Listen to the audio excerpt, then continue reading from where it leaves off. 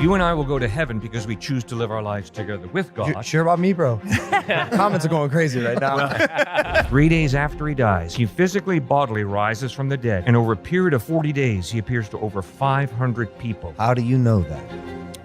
Are you attracted to men? No. Why not? Because that's the way I'm hardwired. What if someone is hardwired the exact opposite way? By their God. And then not accepted by their God because God's book says we don't accept you. He's a human being created in the image of God. He has just as much value as I do, but he's messed up. But comparing yourself to him is like comparing apples to a Have you been ever challenged, because I know you guys go on college campuses a lot and just open invite to just talk about the Bible. Have you ever been challenged with some sort of scientific explanation about what happens after you die? I have a theory, but I'd like that answer. I'm big on NDEs. I think you're a little slower on near-death experiences. What are NDEs? So Is it something you sign so that you can't talk about your experience? Yeah, basically. NDAs. It's so the near-death Okay. experiences. It's you basically pass into unconsciousness. You're flatlined. Yep. But Duke has done this comprehensive study, which is crazy. Like again, I thought NDEs were just ridiculous early on, but now there's like 300 peer-reviewed articles where someone has left their body. Yep. They've flatlined. Yep. And they've actually gone down the hall and read a medical chart. Then they revive and explain exactly what that chart says. Yep. And this is a Duke. Yep. Man. This is not like, some Near-death pokey experiences. pokey. Exactly. Documented near-death experiences that are fascinating, where people often describe a similar experience. What is the Yeah. when you say similar? What is the commonality between the multitudes of those NDEs that have happened?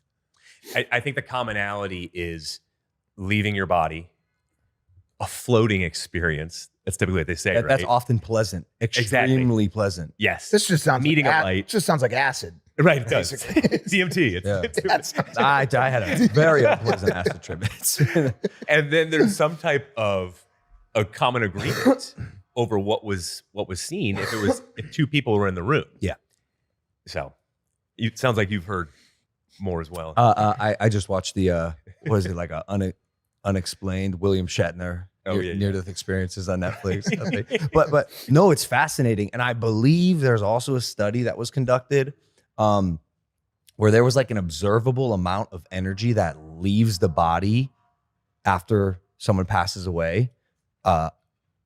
Is that the soul potentially? Right? Because energy can neither be created or destroyed. There's a finite amount in the universe, traceable. I mean, that's at least what the science I've been told says. Right. But I have a question about the soul as well, because I'm so confused what that means. People say, oh, you have no soul, or like it's in your soul, or, say it with your soul. What does that mean to you guys? Well, the soul is the person. The soul is the real you, the real me. At the point in which they are presently? Mm-hmm. You have a soul, I believe. I have a soul. We all have souls, which means we have personhood, which means you're not just a complex biochemical reaction. I mean, think about it. If there is no God, you and I are simply robots. Flesh puppets. Exactly. Yeah. That's all we are. Yeah. And it's really fascinating to listen to an atheist, a secularist, a materialist insist, oh, no. There's more to us than that. Really? Sorry. If there is no creator who creates us, then we are matter and energy evolved to a higher order.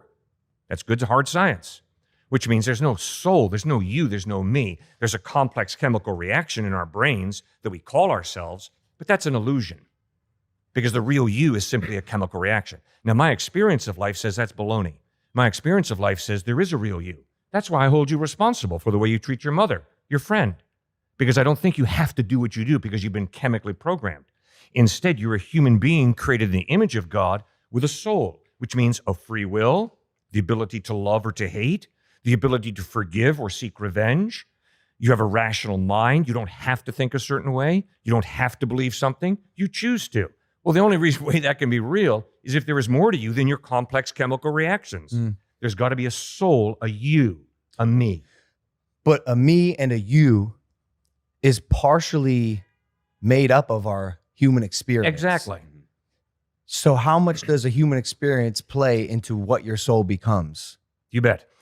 All right, so if my dad had been an alcoholic, and you ask me, Cliffe, why are you an alcoholic? And I say, well, because my dad was an alcoholic. And then I've got 5 younger siblings, none of whom are alcoholics. And you ask them, well, why are you not alcoholics? And they say, because my dad was an alcoholic. See, what we're getting at is, yes, we're all influenced by the environment we grew up in, no question about it. But then we choose what we're going to do with that environment. And I can choose to use my dad being an alcoholic to justify me being an alcoholic. Or I can say, you know something? I'm never going to touch a drop of alcohol because my dad was an alcoholic and I saw how destructive it was in his life. So we're still free, although we're influenced by our environment, but we're free. I don't have to love you. I can hate your guts. I don't have to forgive you. I can seek revenge. I don't have to do either. Based on what you guys believe, is the essence of the soul the deciding factor upon whether a person goes to heaven or hell? No. Or what is the decision making? You and I will go to heaven because we choose to live our lives together with God. Sure about me, bro? Comments are going crazy right now. Jesus promises you, Logan, eternal life if you put your faith in him. Okay. And his resurrection from the dead points to him being reliable. He's not a quack. I mean, if Jesus had said, I'm going to die and then rise from the dead, and if he wouldn't have pulled it off, I would not believe in him. But the fact that he died and then rose from the dead historically is solid evidence that he indeed is reliable. If you die and rise from the dead, I promise to listen very carefully to everything you have to say. Jesus died, rose from the dead. That's why it's a no-brainer. You got to take him seriously. Well, dude, I've been on the road for ages. My face, my body, I'm a mess. I need to clean things up. Are there any other prerequisites beyond that? Or on the flip side, what are some ways to get your ticket canceled? I want to talk a little bit about mortal sins today and how forgiveness applies to those. And especially if you guys have any mortal sins that aren't listed. For me, there's a guy on the plane today that was watching YouTube videos with no headphones on full volume. Of course. At 6 a.m. And he was just, he thought it was okay to watch music videos, Latino music videos at 6 a.m. in full volume. In my eyes, you go directly to hell. Like there's no coming back from that. I walked over, I said, hermano, this is not okay. They're giving out free headphones. Why are you doing this to me? I feel like you're directing this directly at me. So what are the mortal sins that people have to avoid, or I mean, we know some of them, I'm assuming murder, and I learned about some of this, but a refresher. Yeah, can you list them out? And by the way, the mortal sin means if you commit this, you're doomed. You're not. There's no chance. Or is that what it means? Yeah. When Jesus was dying on the cross, 2 thieves were hung on either side of him. Yeah. They were criminals. They were guilty. The first thief turns to Jesus and says, come on, miracle boy, get us off these crosses, and then based on that, we'll believe in you. Second criminal turns to the first criminal and says, you fool, we bleed and die here because we deserve it. But this Jesus, he's the innocent, holy, pure Son of God. And the second criminal turns to Jesus and says, remember me when you come into your kingdom. Now, right there, Jesus' value system is on the line. He could look the guy in the face and said, get down off of here, say 12 Hail Marys, work in a soup kitchen, and if you do a good enough job, maybe you'll make it. He didn't say that. Instead, he said, I tell you the truth, today you'll be with me in paradise. And that's grace. That's amazing grace, God's undeserved offer of forgiveness, his generosity. Now, when you read the Gospels, and I would encourage you guys to read them, Matthew, Mark, Luke, and John, because they're the eyewitness testimonies about Jesus, what you'll notice is Jesus reserved his most scathing words for religious hypocrites. And the reason is because hypocrisy is pretending to be someone I am not. If I say that I believe in Jesus and talk with you about God and then walk out of here and seek to womanize, you'd point your bony finger in my face and say, Cliffe, you're one flaming hypocrite. And you'd be right. So Jesus points out that I'm not going to heaven because I live a good life. I'm going to heaven because of his grace, his offer of forgiveness. But if my faith in him is genuine, it'll be shown in the way I love him, honor him, and obey him. But wouldn't that put a lot of, I guess in this, the way you're describing so-called Christians or Christians at risk, because we are all imperfect Christians. So at the end of the day, do we all in some way become those religious hypocrites that you're describing? So you and I are playing ball together. You block my shot. When you land, I elbow you. I say, man, I'm really sorry. Would you please forgive me? You say, yes, Cliffe, I forgive you. Second, you block my shot a second time. You come down, I elbow you. All right, now either I'm a hypocrite or I've got a bad habit with my temper. A Christian is someone who has bad habits, and I got a bunch of them. I've had to pray for forgiveness for my pride, for my greed, every day, almost basically. It doesn't mean I'm a hypocrite. It means I got some bad habits. A hypocrite is someone who's playing a game, a stupid game. If I say to you, I'm sorry for elbowing you, but I can hardly wait to do it again, you don't have to have a PhD in psychology to figure out this is one hypocritical dude. Got it. No one is ever going to be able to bring to you this bulletproof proof that God exists or that Jesus exists, right? Which to answer your question on when I say when convince me to become Christian, is it synonymous with like saying convince me to become a Republican? I guess what I am looking for and what I have always struggled with is like the proof per se. Like I haven't really had like a come to Jesus moment that I know some people have had. I haven't had and have abided by the guidance of the Bible to lead me to like a happy, successful place in my life. I just try to be a good person. I try to work hard and I try to love the people around me as much as I can. And by the way, I f up a lot, but I guess like I started by saying I'm just like unwilling to subscribe to a religion because then I guess this leads into this conversation. Why Christianity? There's so many denominations out there, and to be able to like put your foot down on one, especially when they all have such positive teachings for the most part, it's just so hard for me. I just don't know if I'm willing to make that assertion just yet. So why Christianity is the question. All right. First of all, you're right. I can't prove God. But Logan, I think you've got God bearing down hard on you through your mom. I think it's real clear that your mom loves you. Is that true, Ma? She's holding the cross. Can you at least get a thumbs up or something? She just holds up the cross. She's like, can't discuss the love of Logan. But here's a cross. I do love Jesus. I don't think that your mom's love for you is simply a chemical reaction. I think your mom has made a decision over your entire life to care for you, to provide for you, to protect you, to sacrifice for you. That is far beyond an animal instinct. That is a free decision your precious mother has made to really love you, to really care for you. Love, the experience of love, points us to reality, including some type of God. Okay, then the next question is, yeah, but who is this God? And that's where Jesus Christ, Muhammad, Confucius, Buddha, all the avatars of Hinduism come in, all claiming to be revealing God accurately. But the historical evidence is Jesus lived a sinless life. He never sinned once. In John chapter 8, he could look into the faces of his enemies and say, which one of you can prove me guilty of sin? And his enemies were silent. Secondly, he taught amazing ethical teachings that I think all of us respect highly. The Sermon on the Mount is obviously ethical genius. All right, profound ethical genius. The Sermon on the Mount, Matthew chapters 5, 6, and 7. So his lifestyle, his ethical teachings demand respect. Thirdly, you watch him die. At the moment of his most excruciating pain and agony, nailed to a wooden crossbeam, instead of cursing his enemies the way I would have, he prays, Father, forgive them, for they know not what they do. Well, my respect for him skyrockets. But fourthly, and most importantly, 3 days after he dies, he physically, bodily rises from the dead, and over a period of 40 days, he appears to over 500 people who see him different times, different places, risen from the dead. Paul records in 1 Corinthians 15. I have a question. How do you know that? You know that in the same way that you know that George Washington was the first president of the United States, that you know that Adolf Hitler really committed the atrocities he did. It's called historical knowledge. But those recent events those events you just cited happened much more recently. Yes. And are much more well documented Yes. than potentially 2,000 years of lost history. Bingo, correct.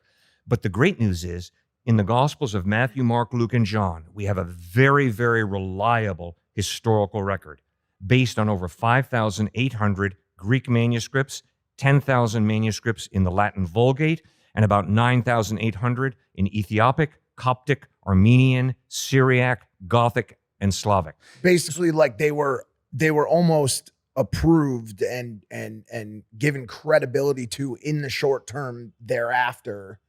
And that added a more extensive proof to the story back. Essentially, they were like corroborated. Yeah, that's evidence. That's kind of what I want to ask a quick question about that. And you brought up George Washington and the atrocities of World War II. we live in a place, a time and place right now, specifically in this moment, where the things that happened yesterday aren't even believed to necessarily be true. They're questioned. We live in a very strange place where there's been this infection of question everything to no end. And maybe it's an infection and maybe you'll say otherwise. Like I've seen you even do this exercise before, like on George Jenko's show. Are we even sitting here right now? You know, like, and you didn't ask it in saying like, we're not, but like, how far can this go? Right. You bet. And so do you feel like that modern day questioning that, to be honest with you, is somewhat of it seems like an ego boost almost for the person questioning whatever they're questioning. Like, look, I can question this. I must be so woke and amazing, right? And such a free thinker. Exactly. Do you think that's increasing the scrutiny on religious beliefs? Yeah, we just had this big debate at Mississippi State in a lecture hall that went kind of crazy in there. And this guy stands up and tries to poke fun at Christianity, saying, you guys live in a culture of certainty. We live in a culture of free thinking and uncertainty. And you guys are bastardizing all different forms of knowledge by claiming this type of certainty. What he doesn't get is Christianity is all about doubt.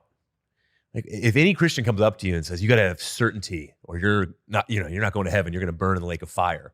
That's just a total joke. Like the man after God's own heart, David, was questioning God all the time. Job, when he was going through suffering, questioning God all the time. Oh, doubting Thomas. Jesus said, don't doubt, obviously, because doubting Thomas was scolded. No, doubting Thomas had all the disciples who claimed eyewitness testimony to the resurrection coming to him, telling him exactly what happened. Finally, Jesus actually gives him the physical proof, says, touch the actual nail prints in my hands, thrust your hand into the spear wound in my side, then stop doubting and believe. So eventually he calls him out of his doubt. But to your good point, I've doubted more than my brothers all life long. And my 3-year-old daughter the other day was like, I don't believe in God. Like I can't see, touch, taste. So I'm like, you're 3. What is going on here? It's so in the genes. I just hate it. You just took a bite of Play-Doh. Exactly. I don't even answer this.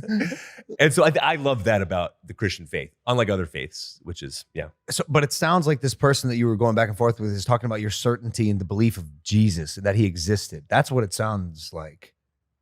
And I guess that's kind of was my question as well. Like how do you know? Is because the preservation of history is, excuse me, freaking difficult. That's extremely difficult, by the way.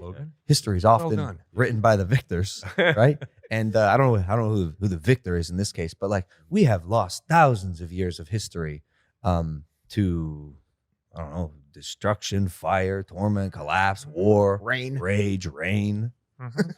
And so the further back we go, it is harder for me to put my seal of belief on something if I don't have a certain amount of evidence. Like I'm one of those, and I'm not like, I'm just doubting. I'm not saying yes or no. I'm just asking questions. And eyewitness testimony seems to be like the strongest actual receipt of these events that took place in years 0, by the way, right? This I want to talk about that, pin that question. But yeah, you have a tremendous amount of faith in eyewitness testimony and the preservation of the records that contributed towards this story of Jesus Christ. Correct. As well as Muhammad. If you tell me Muhammad never existed, I'm going to look you in the face and say, I'm sorry. The historical evidence is Muhammad was born about 570 AD and died about 632 AD. What Muhammad claimed to be a messenger of God? Prophet of God. Prophet of God. Do you not believe in that God? Allah, I'd assume? When you read the Quran, there are good reasons to question the total reliability of Muhammad. So therefore, I don't trust him too much. I have great respect for Muhammad in the way he taught give alms to the poor. I think that's tremendous. Muhammad had more respect for Jesus than the typical American does. Muhammad believed that Jesus was born of a virgin, that he ascended to heaven, he lived a sinless life, he's coming back a second time. Wow. But Muhammad did not subscribe to the deity of Christ, that Christ is actually God in human form.